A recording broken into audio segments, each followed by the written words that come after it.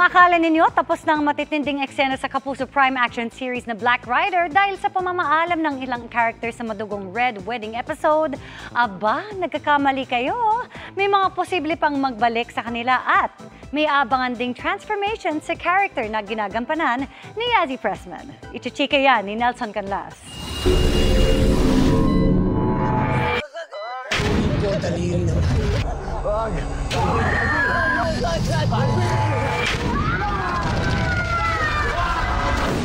Magigising na si Elias, played by Ruru Madrid, mula sa madilim na bangungot ng madugong Red Wedding episode kamakailan sa Black Rider. Na ikinasawi ng kanyang kaibigan na si Paeng, played by Matteo Giticelli, at iba pang karakter sa serye.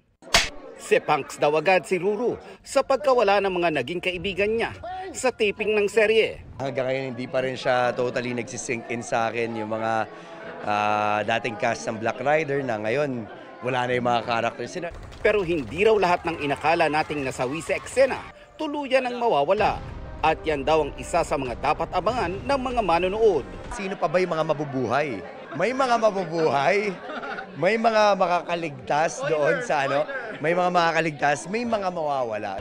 Bukod dyan, hindi raw dapat palampasin ang panibagong revelasyon sa karakter ni Bane, played by Yazzie Pressman. Sino ho kayo? Kami ang mga magulang mo. Bane version 2.0 bilang si Vanessa.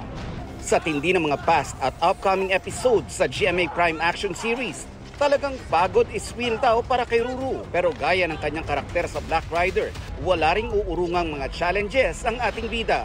Pag binasa namin yung script, kaya ba natin to? Talagang halos araw-araw, puro action scenes yung ginagawa namin, drama. It was very challenging na pagsabayin ang action at drama genre. Very challenging pero sobrang gusto ko yung mga ganitong klaseng challenge. Nelson Canlas, updated sa Showbiz Happenings.